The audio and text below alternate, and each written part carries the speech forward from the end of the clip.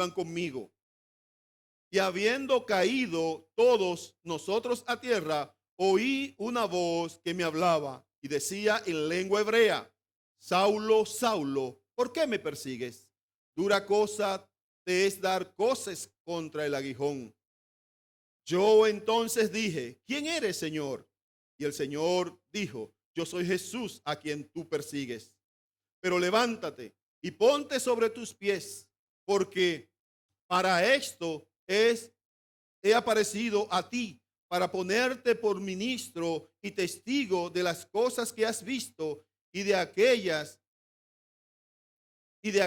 que me apareceré a ti, librándote de tu pueblo y de los gentiles a quienes ahora te envío, para que abras sus ojos, para que se conviertan de las tinieblas a la luz y de la potestad de Satanás a Dios, para que reciban por la fe en mí perdón de pecados y herencia entre los santificados. Por lo cual, oh rey Agripa, yo no fui rebelde a la visión celestial, sino que anuncié primeramente a los que están en Damasco y Jerusalén y a toda la tierra de Judea y a los gentiles que se arrepintiesen y se convirtiesen a Dios, haciendo obras dignas de arrepentimiento. Por causa de esto, los judíos, poniéndome en el templo, intentaron matarme. Pero habiendo obtenido el auxilio de Dios, persevero hasta el día de hoy, dando testimonio a pequeños y grandes, no diciendo nada fuera de las cosas que los profetas y Moisés dijeron que habían de suceder, que el Cristo había de padecer y ser el primero de la resurrección de los muertos, para anunciar la luz al pueblo y a los gentiles. Amén. Padre, gracias te damos en esta mañana por tus palabras, que son vida y que son la fuente, oh Señor, que nos conducen a ti. Espíritu Santo de Dios, pido en este momento que tú, oh Espíritu, sature nuestras vidas y nos permita entender a claridad, a plenitud, las palabras que Dios nos da en este día, y que nos permita aplicarlas a nuestras vidas como una forma cotidiana. Gracias te damos. Bendice a aquellos que nos escuchan, a aquellos que nos ven y a aquellos que nos verán por Cristo Jesús. Amén. En varias ocasiones encontramos en el Nuevo Testamento que muchos de los seguidores de Jesús no habían tenido un encuentro real, un encuentro verdadero con Él. Y tenemos ejemplos como el del joven rico, tenemos ejemplos como principales de los judíos que no que habían creído, sino que se habían encontrado con Jesús. Sin embargo, no habían decidido confesar que habían sido tocados por ese Cristo con el cual habían tenido el privilegio de estar. Inclusive entre sus cercanos tenemos a uno que todos conocemos, Judas, que a pesar de haber estado con el Señor durante 3 años y algo en su ministerio, al final realmente no había tenido un encuentro genuino, real con Dios, con Jesús en ese tiempo.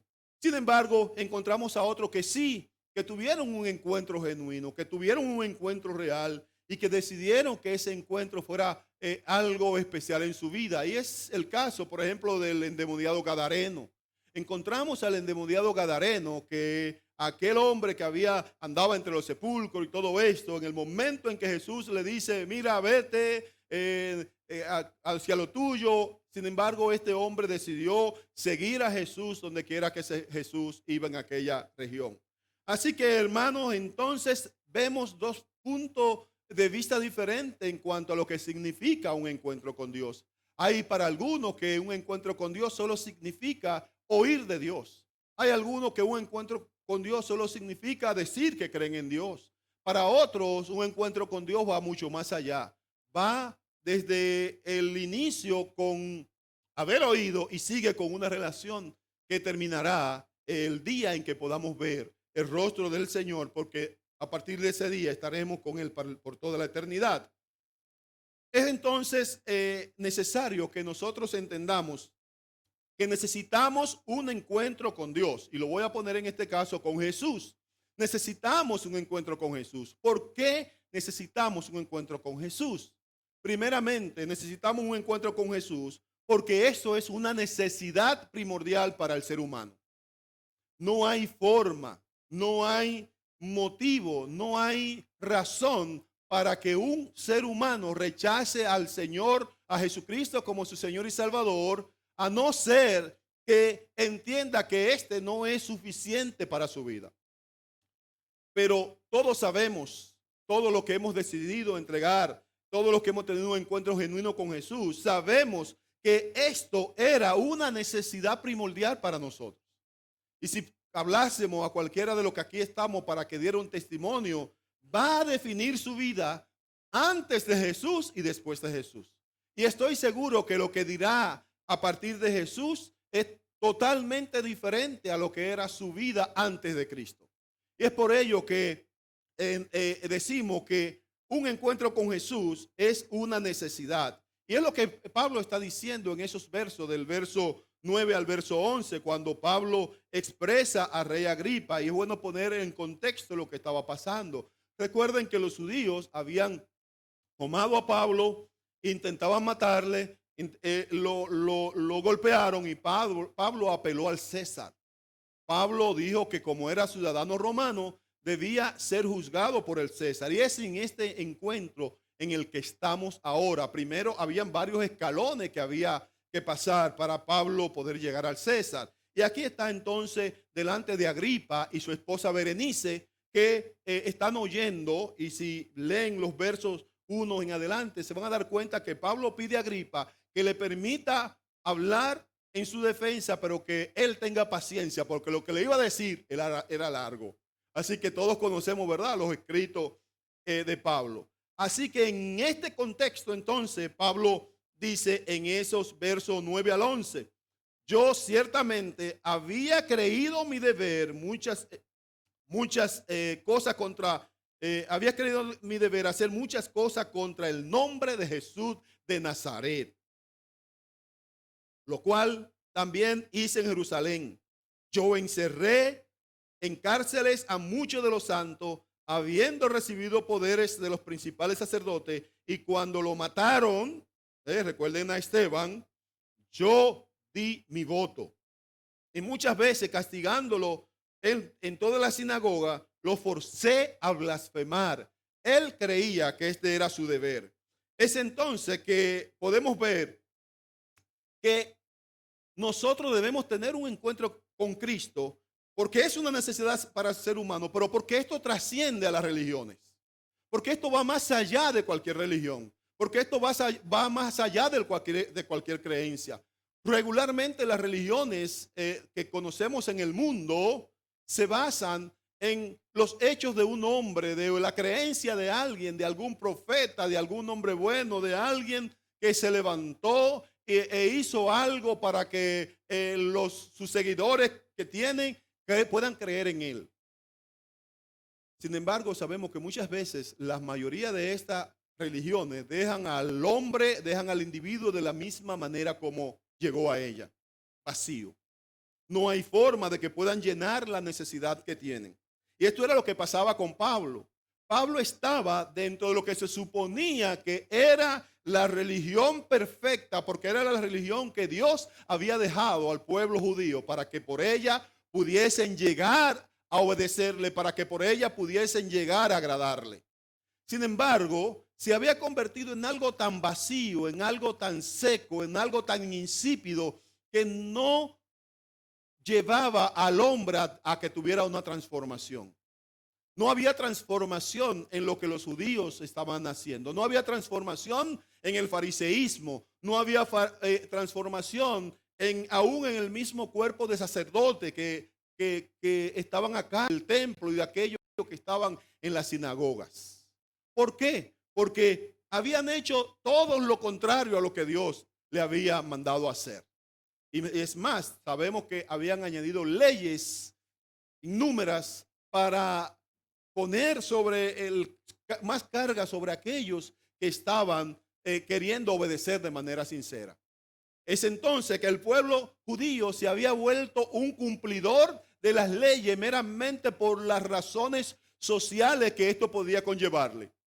por las razones de peso que podía llevarle inclusive a ser apedreado, que podía llevarle a la muerte, que podía hacer que ellos se convirtieran en anatema, en blasfemo. Y por eso entonces se cumplían las leyes que se imponían, pero no llevaba al hombre a transformar su carácter.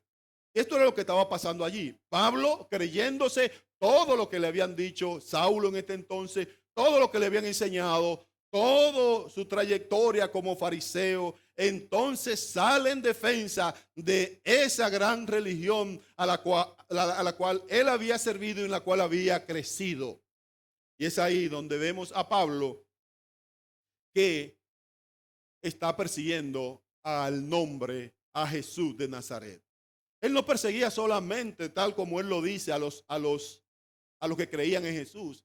Él creía, verso 9, él creía su deber hacer muchas cosas en contra del nombre de Jesús de Nazaret.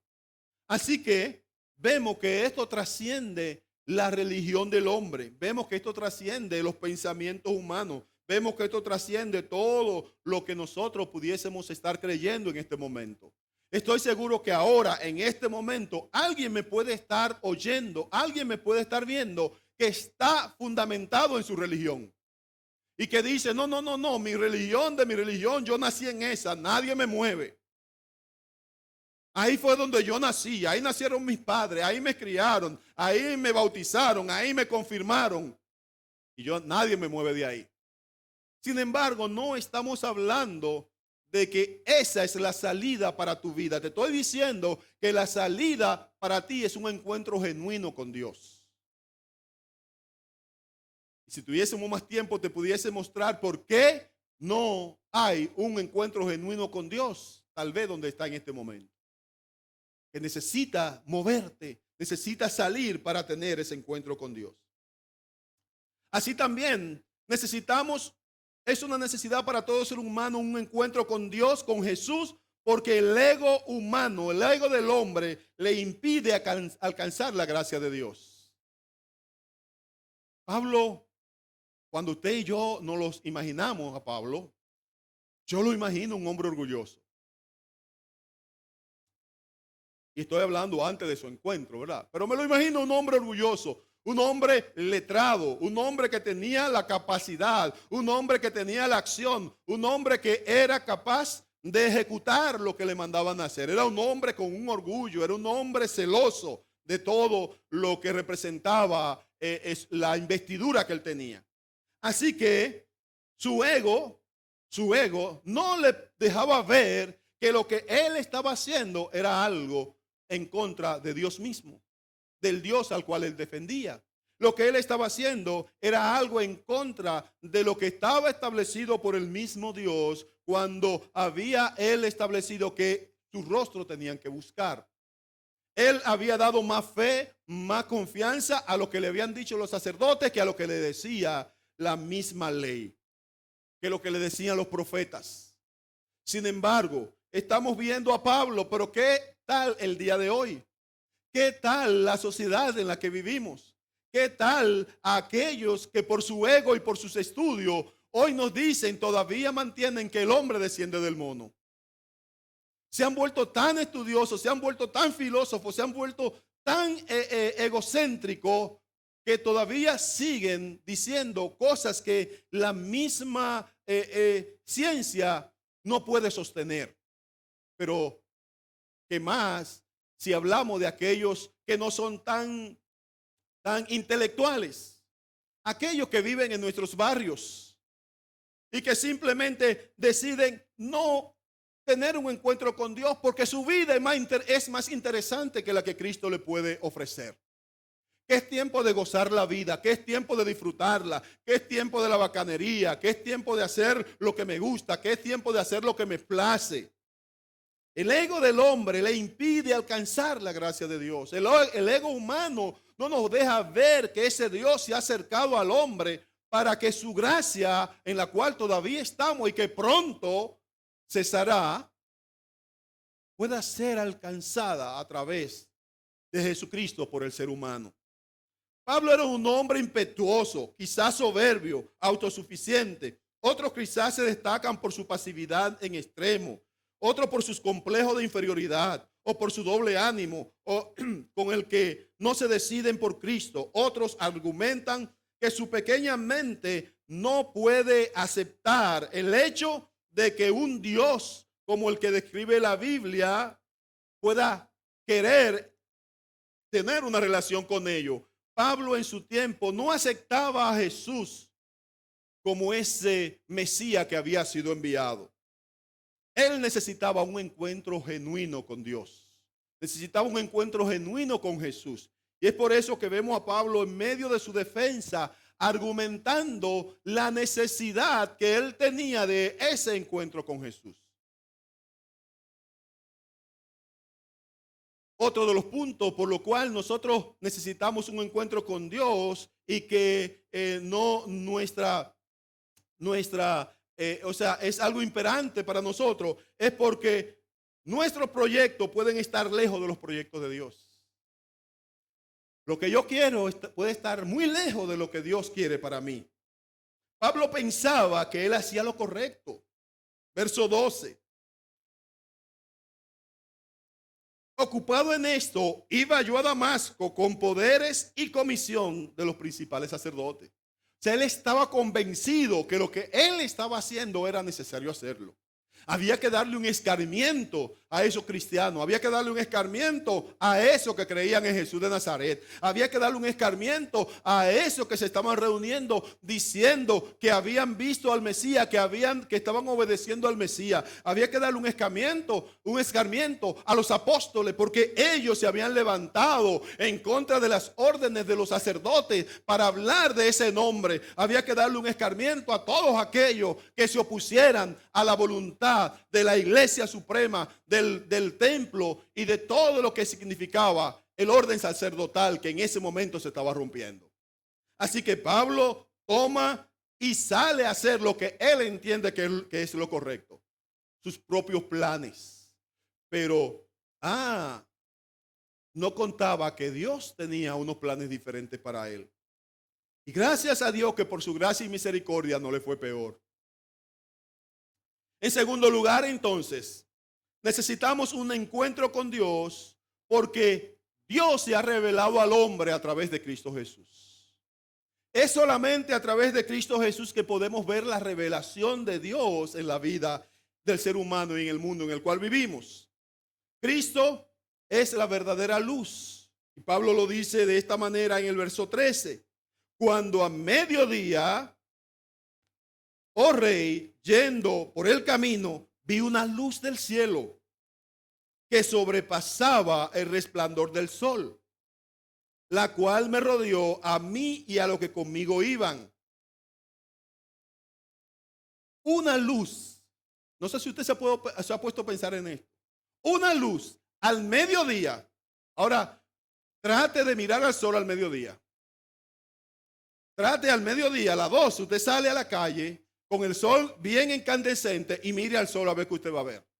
Ahora imagínese esto. Pablo está diciendo que una luz que sobrepasó al sol era más brillante que el sol, era algo que él no podía ver. Fue lo que realmente le apareció. Y eso nos da a nosotros la idea, recuerden, ¿verdad? Que la palabra dice que en la Nueva Jerusalén no habrá necesidad ni de luna ni de sol, porque el resplandor de Dios la iluminará por completo. Y cuando yo analizaba esto, claro, uno se le va a la mente por diferentes aspectos y decía, wow, ¿cómo será? No vamos a tener luz eléctrica. No vamos a tener necesidad de inversores. No vamos a tener necesidad de nada auxiliar, porque Dios estará allí y hará que ese resplandor sea lo único que nosotros necesitemos. Cristo entonces es la verdadera luz que vino a iluminar en medio de las tinieblas. Y asimismo él lo dijo, yo soy la luz del mundo y el que en mí cree no andará en tinieblas. Así que esa luz nos hace pensar en eso que el Señor Jesucristo nos está diciendo. Es interesante que, ¿verdad? Como le decía, que esa nueva Jerusalén celestial va a ser iluminada completamente con la luz que emana con el brillo que emana del rostro de nuestro Dios. Moisés tal vez es el mejor testigo de esta luz. Cuando tuvo ese encuentro con Dios, que dice que al bajar del monte tuvo que cubrir su rostro porque el pueblo común no podía soportar el brillo en el rostro de Moisés, y era solo porque había estado en la presencia de Dios. Así que ahí hay un ejemplo de lo que significa esa luz. Dios usará diversos medios para hablarte y se ocupará de que lo escuches. De eso tú puedes estar claro. Dios va a usar lo que tenga que usar, en el momento que tenga que usarlo y como tenga que usarlo para que tú le escuches. No lo dejará todo a que tú quieras. A que tú quieras escuchar, claro, ¿verdad? Pablo iba camino a Damasco. Pablo iba con sus órdenes claras. Pablo iba con un sentido directo. Era acabar, meter preso, hacer que se blasfemara contra el nombre de Cristo a todos aquellos que decían creer en Cristo como Señor y Salvador. Ese era su objetivo y él iba a eso. Verso 14. Y habiendo caído todos nosotros en tierra, oí una voz que me hablaba y decía en lengua hebrea: Saulo, Saulo, ¿por qué me persigue? Dura cosa te es dar coces contra el aguijón. Así que, en medio de toda la confusión que se armó cuando apareció esta luz, dice que fueron lanzados a tierra. Ahora imaginémonos a Pablo y a los que lo acompañaban. Estamos seguros que eran soldados del templo, con el orgullo con que iban a cumplir su misión. Tal vez en su caballo uno dice que caballo, ¿verdad? Con sus cabalgaduras muy erguidos, buscando la forma de dejar en ridículos a aquellos que creían en Jesús. Y dice la palabra que fueron tirados a tierra. Y esto es muy interesante. ¿Por qué tuvieron que caer a tierra? ¿Por qué tuvo Pablo que llegar al suelo, llegar al piso? Esto nos habla de la humildad con que Dios nos hace llegar a Él. Podemos estar muy altivos, pero cuando venimos delante de Dios, cuando tenemos ese encuentro con Dios, tenemos que hacerlo desde el piso. Dios no puede tener un encuentro con el ser humano en su altivez, porque Dios mira de lejos al altivo. Eso dice la palabra. Dios no puede tener un encuentro con el altivo y que éste permanezca igual. Así que para Pablo poder entender lo que Dios quería hablar con él, tenía que hacerlo desde el piso. Tenía que humillarlo. Caer al piso en ese momento significaba humillarse. Significaba perder su equilibrio. Significaba perder el orgullo que él llevaba, lo erguido que iba. Así entonces vemos que este hombre se deja permear de esa luz que en ese momento él mismo narra que fue Jesús. Y es interesante lo que le dice el Señor en ese verso 14. Dura cosa te es dar coces contra el aguijón. No sé si usted se ha preguntado qué es lo que significa coces, porque a veces se lee y la gente no entiende. Cos es el plural del sustantivo. Coces es el plural del sustantivo cos. Cos es lo que hacen los caballos cuando tiran patadas hacia atrás. Eso es cos. Coces son patadas. Entonces el bueyero, cuando te estaba arando, tenía una vara que se le llama guijada, que todavía se usa. Es una vara que tiene un asunto de hierro y que con eso se ayuda al buey a que siga por el trillo donde tú quieres. Entonces el buey o el caballo, cuando sentía esto, tiraba patada. ¿Pero con qué se daba? Con el hierro que tenía enfrente de él. Y lo que se hacía era que se hería. Entonces el Señor le está diciendo: Pablo, dura cosa te es tirar patada contra mí. Porque te estoy poniendo un aguijón que soy yo delante de ti para que cada vez que quiera herirme, te herirás tú mismo. Porque el buey o el caballo tira una patada ¿con qué objetivo? De herir al que se supone que lo está guiando. Sin embargo, se está hiriendo él mismo. Así que el Señor Jesucristo le está diciendo a Pablo en ese momento, desde ahora en adelante, dura cosa te es dar cosas contra yo que soy tu aguijón. Algunos han hablado que el aguijón de Pablo posiblemente fue la vista, que no volvió a ser la misma, porque él decía que tenía un aguijón en su carne, pero en ese momento el Señor no se refería a ese aguijón que Pablo más luego está mencionando. Jesús se está refiriendo a que él es el aguijón que tiene Pablo en frente de él, porque a él es que le estaba persiguiendo. A partir de ahí comienza entonces una nueva historia, y es lo que Pablo sigue narrando a Agripa. Esta historia nos lleva entonces a pensar y asegurar que no importa lo que tú y yo estemos pensando, no importa lo que tú y yo querramos, no importa lo que tú y yo pretendamos, Dios cumplirá su propósito en nosotros. ¿Se entendió? Dios va a cumplir su propósito en nosotros. No importa lo duro que te ponga, no importa lo difícil que sea. Así que te aconsejo, así que te llamo a que lo hagamos de la buena manera. Que nos depositemos en sus manos para que Él nos guíe, para que haga conforme Él quiera, por las buenas. Porque Él cumplirá su propósito en nosotros de una manera o de otra. Cuando Él llama, Él va a respaldar, pero va a respaldar a su manera, no como tú quieras. Todos nosotros que estamos en algún ministerio, todos necesitamos recursos, ¿verdad que sí? Necesitamos dinero para echar adelante los ministerios. Y todos nosotros quisiéramos que el Señor nos entregue un ministerio millonario. ¿A cuánto se lo da? Muy pocos. Porque Él lo va a hacer como Él quiera.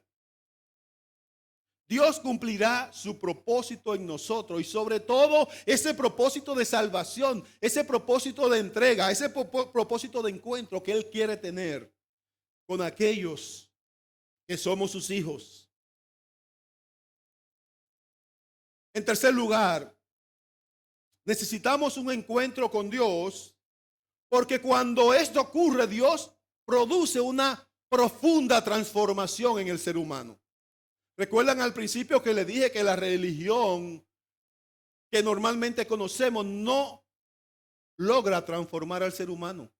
El corazón del hombre sigue igual. Y encontramos, por ejemplo, las religiones que son populares es porque todo te lo permiten. Tú no tienes que cambiar nada. Simplemente con que tú digas que eres miembro ya. No te exige nada. Pero Cristo te está diciendo que cuando Él entra a una vida, tiene que haber transformación. Las cosas no pueden seguir iguales. No puedes seguir viviendo de la misma manera. Si fuera así, entonces no nos llamara a una nueva criatura. No nos dijera que ahora estamos en una nueva vida. No nos dijera que ahora las cosas viejas pasaron. No nos dijera entonces que ahora tú y yo necesitamos vestirnos de Cristo para comenzar a vivir la vida diseñada por Cristo. Simplemente nos dejará vivir nuestra vida a nuestro propio rumbo y manera. Sin embargo, eso no es lo que Dios nos promete. Produce una gran transformación y eso es lo que está ocurriendo en Pablo a partir del verso 18, a partir del verso 18 hasta el 23. Pablo está evidenciando una transformación en su vida. Verso 19 nos dice: por lo cual, oh rey Agripa, no fui rebelde a la visión celestial. Pablo no fue rebelde a la visión celestial. Él aceptó la visión celestial como buena y válida para él. Él aceptó el encuentro con Cristo como un encuentro genuino y real. Él aceptó a Cristo como el único que tenía la autoridad suprema de diseñarle el futuro de ahí en adelante. Y es ahí donde entonces vemos que nosotros todos deberíamos tener la visión de Cristo. ¿Saben por qué? Porque cuando tenemos la visión de Cristo, eso produce pasión. Y es la pasión que Pablo evidenciaba. Es la pasión que necesitamos. Es la pasión, necesitamos hombres y mujeres visionarios con la pasión que produce Cristo en la vida para poder desarrollar la vida cristiana, para poder vivirla y para poder desarrollar los ministerios que Él ha puesto en las manos de cada uno. Un pueblo sin visión fracasa. Lo mismo ocurre con una empresa, con un matrimonio, porque finalmente todos nosotros le veremos tal cual es. Pero ¿sabe qué ocurre cuando le veamos tal como Él es? Que seremos como Él es. Le seremos semejantes a Él. Así que como tengamos la visión de Cristo, como asimilemos a Cristo, es como nosotros vamos a entender que Él será. Pero tú y yo ya conocemos esa visión, porque la palabra misma nos describe cómo Él es, cómo es nuestro Señor, cómo es nuestro Rey. Y cuando nos vamos a Apocalipsis, que Juan nos da la visión de lo que Él veía en esa revelación, nos damos cuenta cómo Él es y nos da la idea de cómo seremos. Acabo de decir que la Jerusalén celestial no tendrá necesidad ni de sol ni de luna, porque nuestro Dios con su resplandor la iluminará. No habrá necesidad de esos elementos, porque si tú y yo seremos semejantes a Él, como nos dice Primera de Juan capítulo 3 versículo 2, nosotros debemos andar como Él es. Recuerden que Pablo iba respirando amenazas de muerte, porque él pensaba que eso era lo que Dios agradaba, porque él pensaba que ese era su propósito en Dios. Pero cuando se encontró con Dios, hubo una transformación, porque un verdadero encuentro con Dios transforma. Un verdadero encuentro con Dios te da visión y te da pasión. Así que si no estamos apasionados por Cristo, tenemos que revisarnos. Si no estamos con la visión de Cristo, tenemos que revisarnos. Si ando sin rumbo, sin brújula en mi vida espiritual, tengo que revisarme. Porque Cristo me da visión y Cristo me da pasión. La pasión por Dios hace que perseveremos ante la oposición que vamos a tener. Vamos a tener oposición. Tenemos oposición. La cultura en la cual usted se crió puede ser una oposición. La ciudad en la que vive puede ser una oposición. El barrio en el que vive puede ser una oposición. Pero hoy tenemos oposición, hermano, donde quiera. Donde quiera tenemos oposición. Hoy se debate en Estados Unidos las elecciones que serán el 3 de noviembre próximo. Estamos a menos de un mes para las elecciones. Y lo que se está definiendo, para que ustedes entiendan, dentro del esquema, no solamente es algo político, es algo espiritual. Se está definiendo algo espiritual porque dependerá el giro que tome lo espiritual, la iglesia que tome de que gane Trump o que gane Biden. Biden como liberal va a hacer todo lo que ya nosotros conocemos, todo lo que todas las leyes necesarias para que el aborto siga, para que el matrimonio de personas del mismo sexo siga, para que sigan las ideologías que están en contra de la Biblia y todo lo demás que ya conocemos. Y esto es lo que está en juego. Y muchos han dicho inclusive que los próximos 4 años definirá el futuro de la iglesia. Hubo alguien que yo estaba oyendo que decía que él había tenido una gran visión del futuro. Son esas cosas que a veces tú dices, este loco, ¿de dónde salió? Y él dice, en eso, cosa que uno le resulta difícil creerlo, pero nada, hay que decirlo porque tal vez ustedes lo han visto también. Él dice que el último presidente, o sea, que Trump gobernará 8 años hasta el 24. Y que a partir del 24 hasta el 28 gobernará en Estados Unidos una mujer, que según él es la nieta de Martin Luther King. Y que a partir de ahí comenzará el gobierno mundial.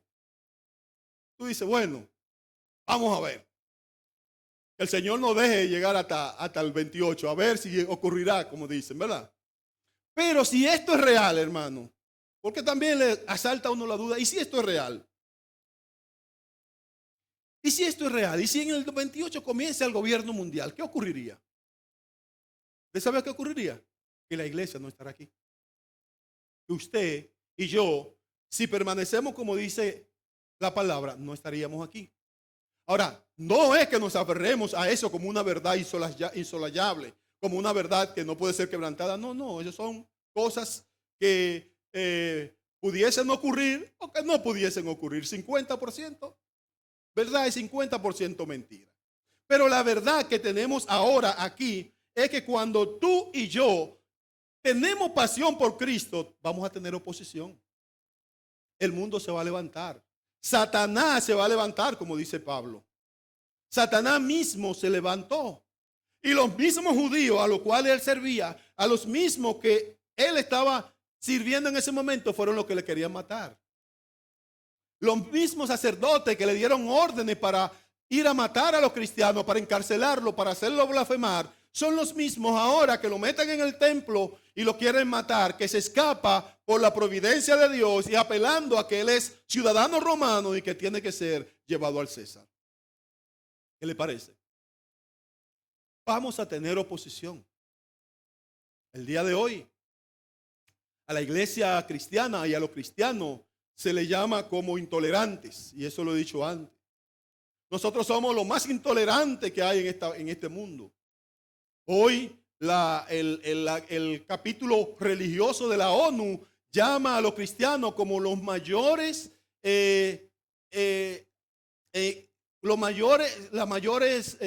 violadores de los derechos humanos en el mundo. ¿Qué le parece? Nosotros los cristianos somos los mayores violadores de los derechos humanos en el mundo, porque hacemos bien. Pero ellos no quieren que llamemos al pecado como tal. Ellos no quieren que digamos que la homosexualidad ese es un pecado que Dios castiga. Ellos no quieren que digamos que el aborto está en contra de lo que Dios establece. Ellos no quieren que nosotros digamos que todas las cosas que la Biblia establece como verdades que no pueden ser puestas a juicio ni pueden ser puestas para negociarse, porque no hay verdad absoluta. Todo va a depender de cómo usted se sienta, de cómo yo me sienta. Hay verdades para ellos que no existen, que no deben existir. Y es por eso que como usted y yo predicamos eso, somos violadores de los derechos humanos. En toda sociedad se legisla para la mayoría. En toda sociedad se hacen las leyes para la mayoría. Entonces hay minorías que quieren sobreponerse a la mayoría con leyes especiales que contravengan las leyes que han sido establecidas para las mayorías. Y eso se llama oposición. Porque a veces pensamos que la oposición va a venir del mismo diablo, que el diablo se nos va a aparecer y va a tomar una figura y a esa oposición es que estamos preparados y nos vamos a preparar para esa guerra espiritual porque el diablo va a venir y lo vamos a enfrentar. Recuerden que la palabra nos dice que como los días de Noé, así será el tiempo en que vendrá el Señor. Y en los días de Noé no estaban viendo el diablo en carne, en persona. Estaban viendo hechos y actos iguales a lo que vemos el día de hoy. Hombres y mujeres que no se dejan permear por la verdad del Evangelio.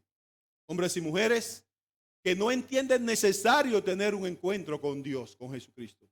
Hombres y mujeres que se creen lo suficiente, autosuficiente para que su vida sea controlada a su propia manera. Es por ello que nosotros entendemos, al igual que Pablo, que solamente cuando somos transformados por el Espíritu Santo, cuando como hombres o mujeres somos transformados, somos capaces de ver y poner la pasión con que Dios nos marca para llevar a cabo su obra redentora en el mundo en el cual vivimos. Y que nosotros somos los instrumentos que Dios utiliza a través de su Espíritu Santo para llevar a cabo esa transformación en la vida de los hombres y de las mujeres que necesitan de dicha transformación. Tú y yo somos los elementos escogidos por Dios, al igual como lo hizo con Pablo. Pablo permitió ser transformado, se dejó ser transformado porque entendió lo que estaba en juego. Pablo decidió que su pasión que antes tenía para perseguir al cristiano, ahora se volcara en función de lo que tenía que hacer para predicar el evangelio. Lamentablemente muchas iglesias el día de hoy no tienen esa misma pasión.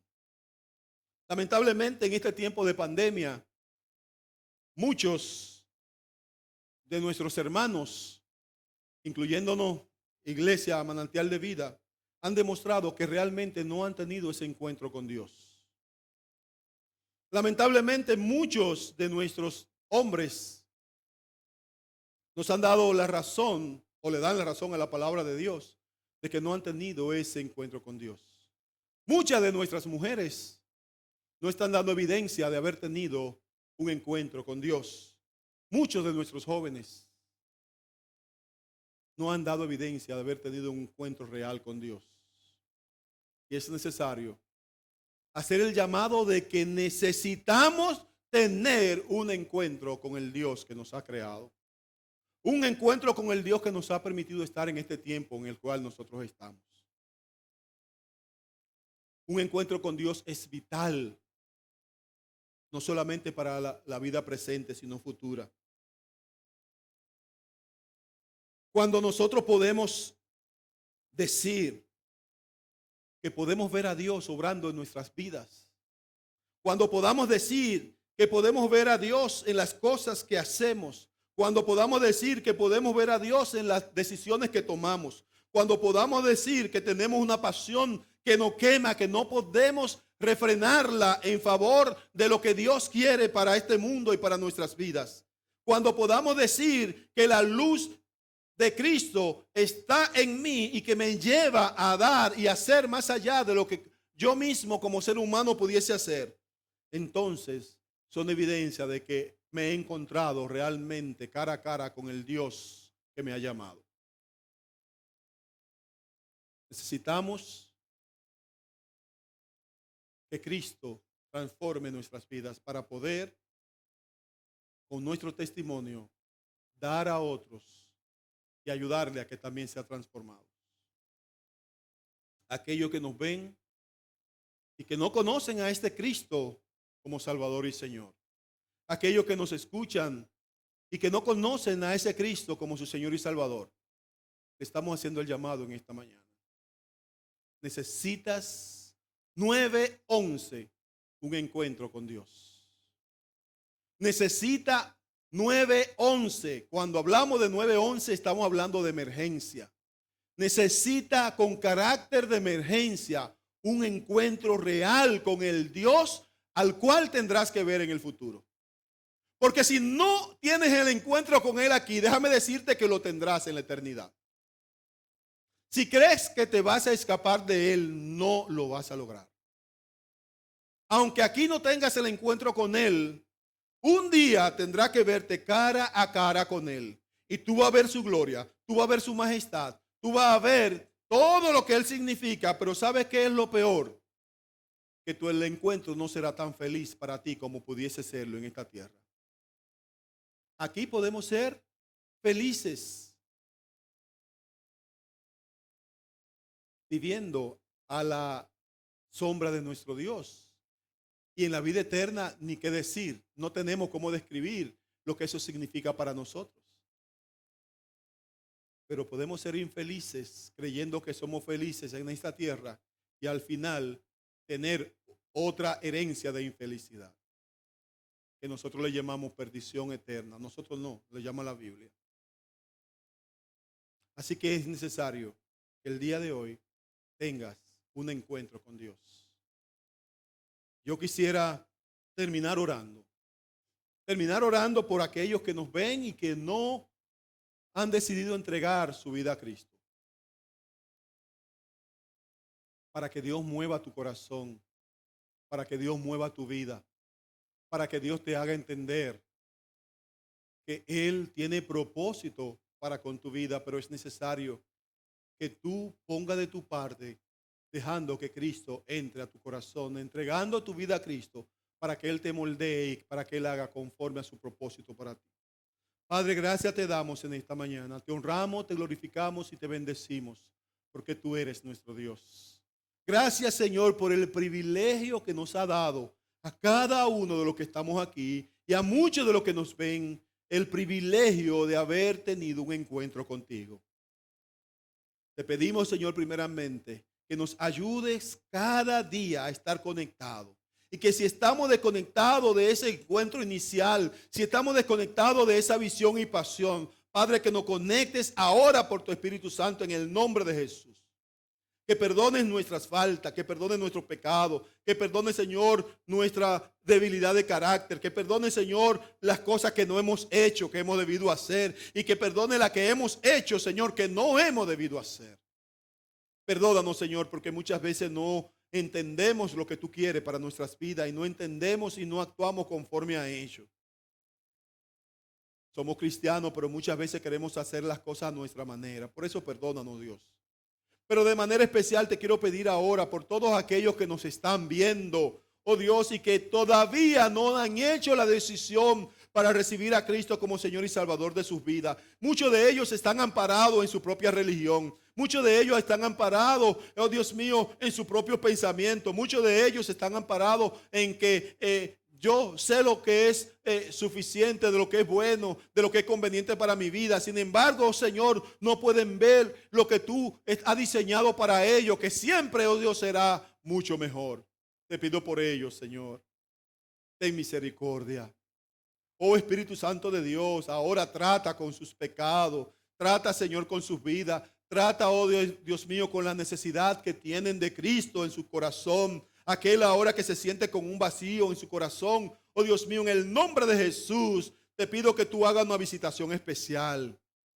Que tú le reveles por tu palabra, oh Dios mío, o por cualquier medio que tú entiendas necesario para hacerlo. Pero que le convenza de pecado, de juicio que viene a este mundo, oh Señor, ahora en este tiempo, pero también en el futuro de la humanidad. Padre, en el nombre de Jesús, trae salvación. Oh Espíritu Santo, trae revelación de Cristo a cada corazón, a cada vida. Y tú que me estás viendo y que tienes la necesidad de Cristo, te invito ahora a que haga esta oración conmigo. Dios, te pido perdón por mis pecados, porque sé que no he caminado conforme a tu propósito y voluntad. Perdóname y permite que la sangre de Cristo cubra mi vida. Y por ello me entrego a Él en este día, para que Él gobierne mi corazón y venga a ser el Señor de mi vida y mi Salvador. Inscribe mi nombre, oh Dios, en el libro de la vida. Y por tu gracia y misericordia no permita que nunca jamás sea borrado de Él. Por Cristo Jesús me reconozco pecador y acepto el perdón de mi pecado por esa sangre que fluye. Amén. Amén. Si has hecho esta oración, donde quiera que esté, ha comenzado, ha iniciado el camino para vivir la vida que Dios ha diseñado para ti. Ha comenzado el encuentro que Dios quiere completar cuando le vea cara a cara en aquel día cuando estemos delante de Él. Dios le bendiga, hermano. Dios le guarde y esperamos que tengamos una semana llena de victoria y bendecido porque tenemos un encuentro con nuestro Dios. Amén.